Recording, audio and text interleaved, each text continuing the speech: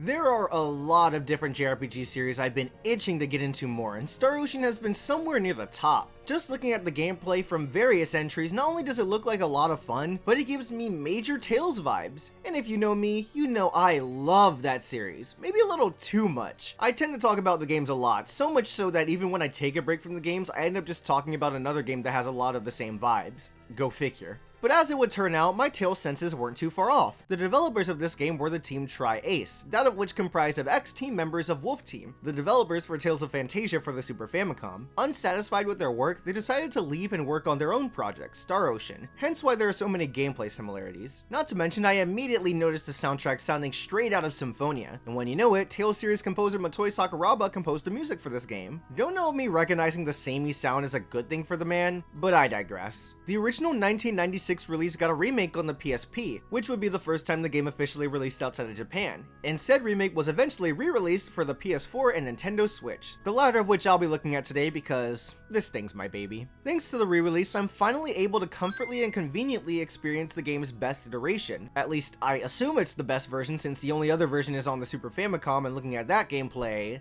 I think I'm alright with playing this iteration. With a battle system that screams Tales, more specifically earlier entries, a story and aesthetic that oozes with 90s anime cheese, the idea of a fun space adventure, and the start of a potential new series to fall in love with, Star Ocean First Departure R is giving me a lot to look forward to and my expectations are high. Playing through the game, what did I think? Let's take off and find out.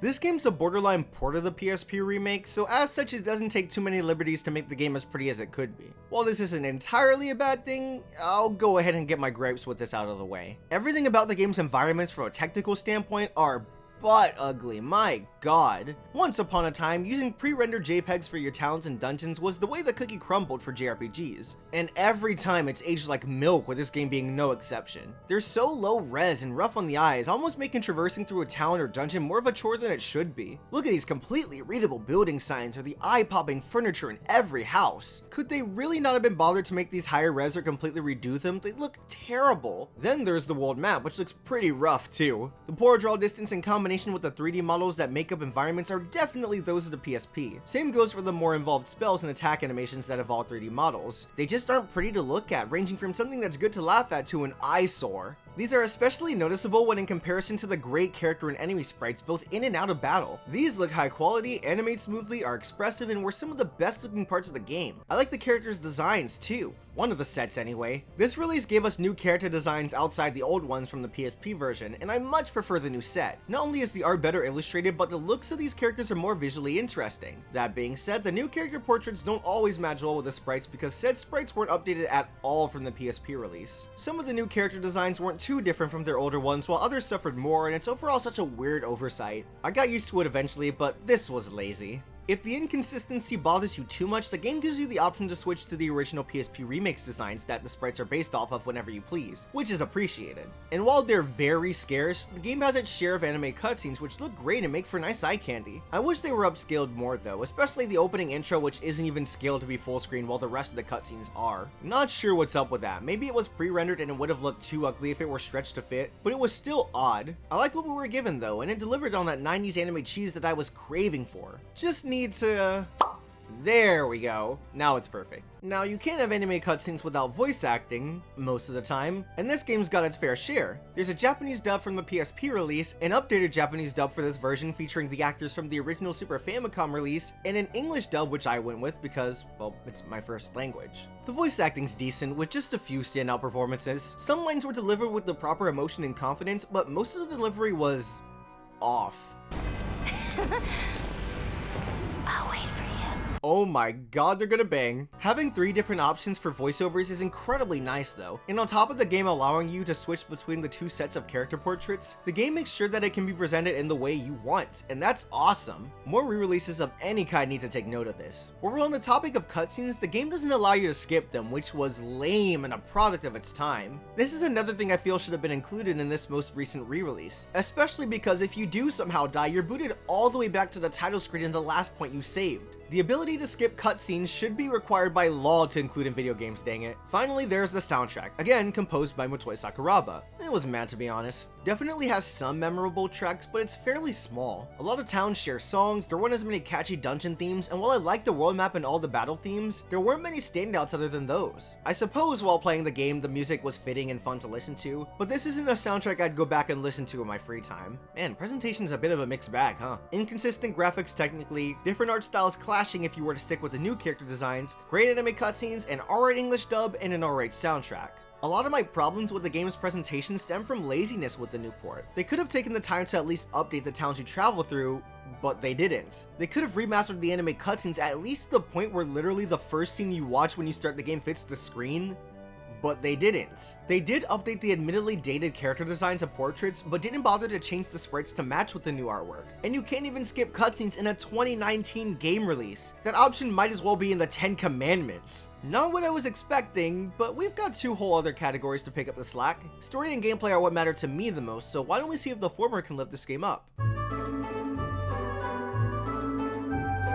Our story begins with three friends named Roddick, Millie, and Dorn, whose jobs have been to protect their town from bandits and monsters. A very simple life all things considered, but one day a nearby town suddenly gets a disease outbreak that turns anyone with it into stone. This unfortunately includes Millie's father, who had gone to see if he could cure the people. I guess dad's dying is normal for JRPGs, huh? Too bad this one's actually a decent human being. While the trio go off to a nearby mountain whose peak is rumored to have an herb that can cure it, Dorn ends up getting the disease himself and is running out of time. At the top of the mountain, the three run into two space explorers from Earth named Ilya and Ronix. They informed them that a group of another race known as the Lazonians went to their planet and fired a weapon at their people, which turned them into stone for some unknown reason. The herb can't cure the stone disease, but Ilya and Ronix allow the trio to come with them in order to find out what can. Well, I say the trio, but really it ends up just being Roddick and Millie, because soon enough the disease catches up with Dorn and he turns into stone himself. With the loss of their friend and a huge chunk of their people, Roddick and Millie team up with Ilya and Ronix to go off into space and find a cure. And by going into space, I mean go to one other planet to travel to the duo's home planet in the past. Let's put a pin in that. The story's not too long and should only take you about 20 hours to go through. Why does my time look a bit longer than 20 hours? Let's put a pin in that too. Honestly, I was pretty disappointed with the story as a whole in this game. For starters, let's take out that first pinpoint. This isn't a space adventure, you just go to one other planet in a cutscene to go back in time to the planet you started at, and that's where the whole game takes place. Now, this world's fairly interesting, but the game was setting itself up to seem like a journey through the stars. People from another planet coming to yours to take you on their ship, the first cutscene taking place in space, establishing the final frontier as an ocean of stars, literally titling your game Star Ocean First Departure. Can you blame me for expecting a departure into the Star Ocean? It was jarring and incredibly odd, and people are probably gonna say this wasn't as big a deal as I'm making it out to be, but I was personally disappointed by this. It's one of the reasons I even picked up the game in the first place. This wasn't a deal breaker or anything, but we've got more issues. There's so much time in the story where nothing happens. When you first go back in time, the party gets split up because of course they do, and you spend way too long just trying to get the group back together. When you get back together, you finally start to do what you came back in time for, and it barely takes any time at all, making it feel like so much of the story was just wasting time and padding things out due to the relatively simple goal. What doesn't help this is the classic JRPG trope of not telling you where to go and what to do at many points, leading you to just wander around and hope you stumble into more story. Again, being a re-release, could they not be bothered to add a synopsis or a proper world map so you can know what towns and cities are when you're told where to go? I talked to every single NPC in the game, if not 99% of them, and there were still moments in the game where I had to go online and look up a guide just to find out where to go next. Also, I took a break from the game for like a day and ended up completely lost on what my next objective was. Time to look up a guide yet again. Sometimes the characters give you a bit of a refresher when exiting a town during private actions, but again, because there's no world map, you'll still either wander around until you happen upon the right place to go, or use the trusty old internet. I'm well aware that this is a Super Famicom game at the end of the day, but even still, this is a game being re-released in the 2000s and yet again in 2019 on a modern console. Dated concepts like these shouldn't be justified because that's how things were back in the day, because we aren't back in the day. Guidance on where to go next is a simple addition that, like skipping cutscenes, should have been added, because having to use a guide just so I know how to finish your game is a problem with the writing not being clear in terms of directing the player. Clearly a lot of carrying had to be done by the cast, and I like the characters in this game,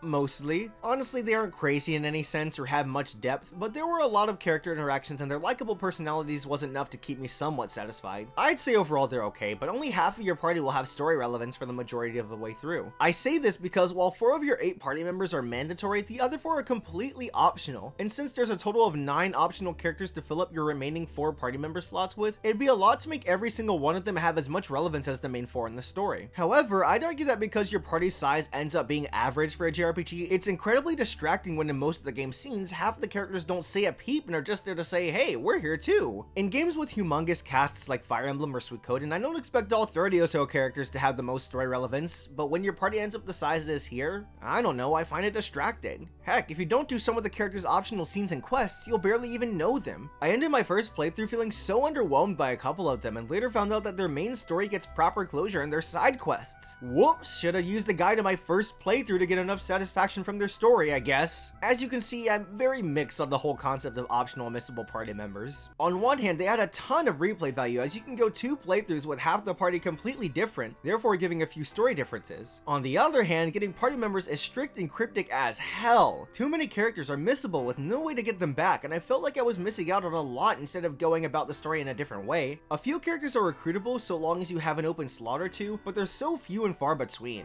This is another aspect of the story that felt sloppily done. A good idea, but in execution too much is missable that you could be left feeling unsatisfied like I was. Unsatisfied, huh?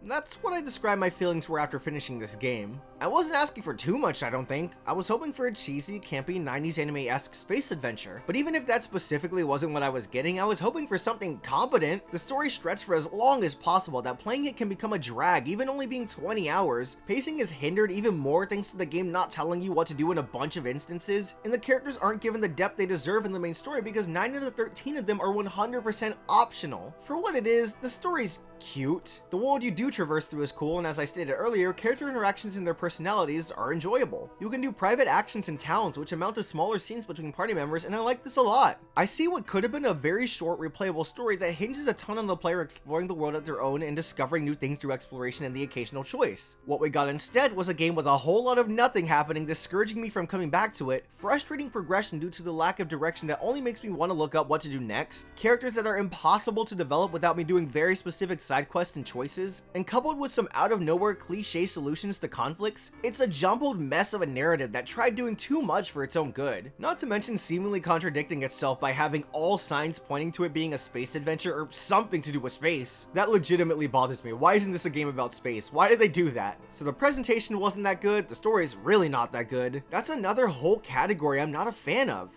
Okay. Gameplay. The gameplay has to be good. Let's talk about that.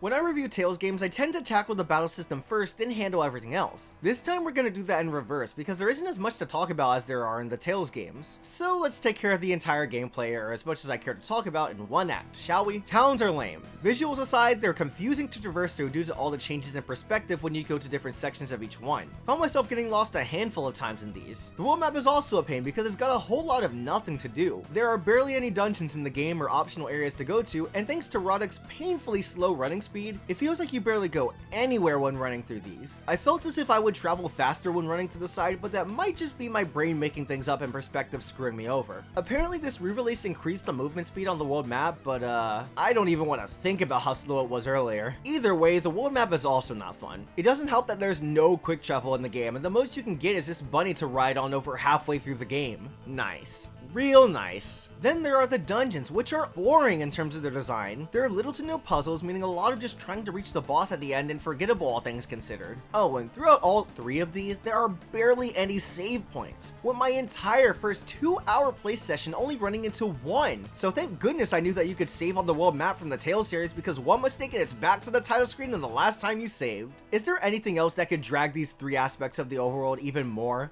Yup! We're forgetting the one very annoying thing that makes traveling anywhere the biggest pain in the world. And that is random encounters. I don't know if you knew this about me, But I hate random encounters. They're out of my control, discourage exploration because at any step I could get sucked into a battle, and always happen too frequently. Sometimes I don't want a battle. Why do I not get to make that choice? Why do I always have to be prepared to fight at any given moment? And why would I take my time exploring when a 30-second side trip can become a 5-minute detour because every other step I'm forced into a fight? I've never been a fan of these, and while they aren't always deal breakers, they tend to annoy me to a great extent at the very least. Notice how all my favorite games don't have random encounters?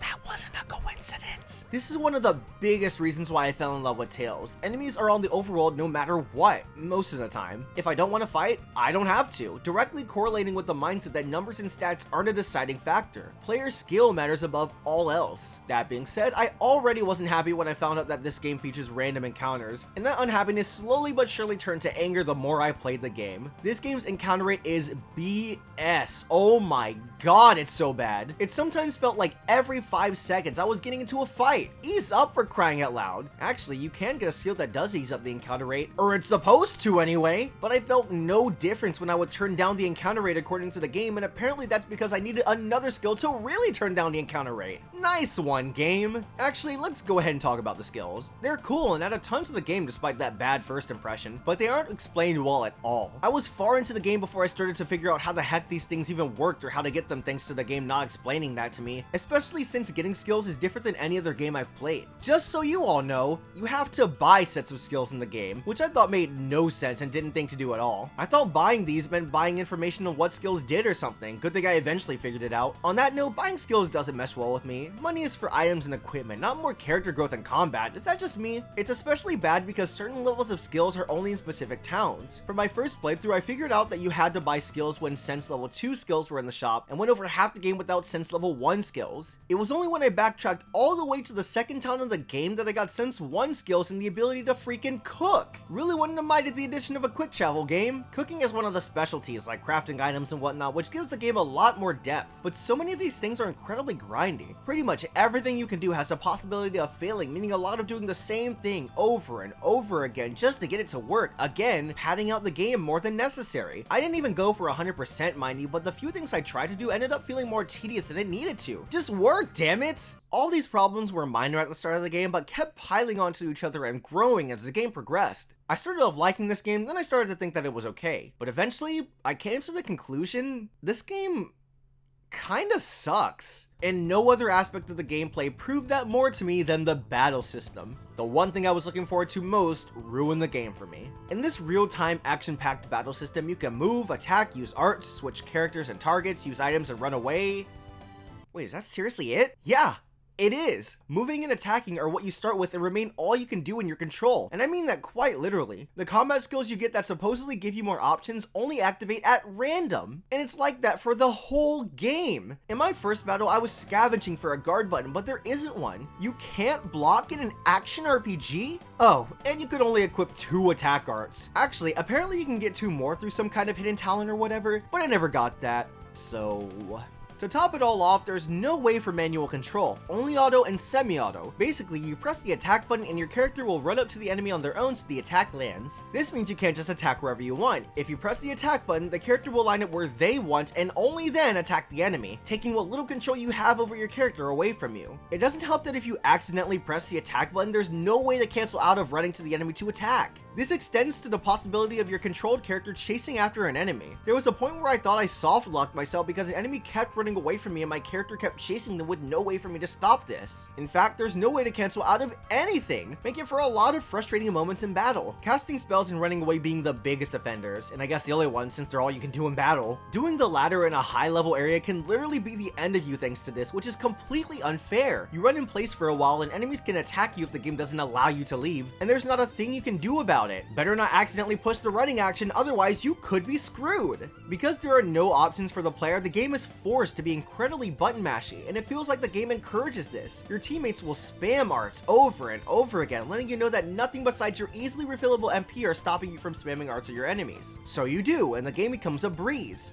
When you're properly leveled. The recommended level for every following area just keeps going up and up at unreasonable rates. In combination with my lack of options in combat other than the skills that leave my perks up to freaking chance, I was forced to grind multiple times. We're finally unpinning that earlier point because now it's grind time. Grind, spam, or BS your way through fights or you aren't going anywhere, making for frustrating roadblocks that keep popping up over and over again. I always felt like I was playing catch up with the game, and as soon as I felt like I was finally there, the very next area would demand me to climb another 5 levels or so. Again, all of this would be fine if I had options at my disposal so my skill could come out on top. But if I can't even block a freaking attack at my own free will, then what strategy do I have other than attack, attack, attack? And because we couldn't have the game too easy or whatever, enemies can sometimes start battle on top of or surrounding you, leaving you dazed at the beginning, almost guaranteeing a free hit for the enemy. This is unfair because it gives the enemies an advantage you can't do anything about because random encounters. And one more thing that just when your party member or enemy casts a spell higher than the first tier, the entire battle stops so their animation can go off, bringing everything to a screeching halt. Late game, when you have more than one spellcaster on the field and these go off back to back, it's so damn annoying. Can I please just play the game, even if the game sucks? This was so frustrating, and the further I got, the more annoyed I became. So I said screw it, this isn't fun, and even though I'm only 2 or so dungeons away, I'm not forcing myself to play this game, so I stopped. This is the first revolutionary review where I didn't finish the game simply because it annoyed me that much. Over 20 hours due to the necessity to grind, and I didn't even finish. And you know what? I feel nothing, because it's not fun. If it's not fun, why bother? So yeah, the battle system's bad. If there's one good thing this game did, it gave me a greater appreciation for the Tales series. Those games' combat systems don't get nearly enough credit for all they do to give the player options and conveniences. But, if the best thing I've said about the game's combat is that it made me admire another series' combat more, that should speak volumes for this game's quality. I tried and tried and tried, but in the end, my thoughts on this game are as clear as day. I didn't want to admit it. I didn't want a game I was low-key excited for to leave me feeling this way, but in the end, I don't like this game. So many aspects about its visuals and sound are lazy, especially being the second re-release of this game. The story is underwhelming and disappointing. The cast can barely hold their own, and even then you end up missing out on what development they do get if you don't follow a strict guide. You don't find out about a lot of this game's mechanics without a strict guide. Everything is so poorly explained, only being justified by the fact that it was a Super Famicom game. Random encounters are far too abundant and make traversing anywhere a pain, and the fights said encounters pull you in are unbalanced as all hell. You have no options. What additions you do get to combat are randomly activated, and if you aren't the level the game says you need to be, get to that level, get lucky, or get out. All in all, man, did Star Ocean First Departure R leave me hella disappointed. And the worst part, I see what this game's trying to be in the great game that could have been. A short, replayable adventure where half your party is up to you to decide on, making for different party members in subsequent playthroughs. A bunch of skills and side mechanics that you get hints on but open up if you take the time to figure them out. A battle system that opens up more and more as the game progresses that starts off incredibly simple but evolves into something fast-paced that demands using everything at your disposal. If there was a way to make moves like dashing towards enemies, guarding, and parrying more in my control, giving me more than 2 arts available to use in battle, allowing for manual control, and the ability to cancel out of options I may accidentally select, a ton would have been improved already. Take out the fluff from the story, lower the levels of enemies in battle or make the level jumps not so drastic, and update the visuals to not overhaul how the game looks entirely but be presentable for a Switch release in the modern era, and this game would have been great. Sure, I'm asking for a lot, but I expect a lot from the second re-release of this game, and a JRPG people felt was worthy enough to be released for $20 on a modern console. The game I'm asking for, though, isn't what we got. What we got instead was a rough time of a JRPG. I can't recommend this to you all. Just play a Tales game to satisfy your action RPG cravings. I don't want to give up hope on this series. If the second more popular game gets re-released as well, I'll check it out, but I'm gonna go in cautiously, especially considering how this game's combat is based off that game's battle system. Star Ocean's looking like a hot mess that I think I'll just distance myself from for a bit. Maybe things will click if that second game really does get re-released, but as of now, I'll be okay. Thank you so much to my amazing bank dudes who go by the names of Alex520, Capone Ardelane, Choco, Cleric Eric, Comic Foyo, Corbett, Floragrar, Forever Fizz 8, Gaius, Gentleman Gamer, Jacob Horner, James V, Katie, Kiara Loveday, Kimby7, Ludom James 115, Logan, Michi, Mongo, Renegade Master, Rico Olive, Scott Alpeman, Soul, Soracat, Steve Alpeman, Tex-Mex, and Xenolith. You all are, without a doubt, the best people ever. And I would like to thank you, the viewer. I hope you enjoyed the video, and if you did, be sure to subscribe, follow me on Twitter for a more personal side and more engagement, drink a healthy amount of water, treat yourself today, and I'll see you in whatever we do next. Bye-bye!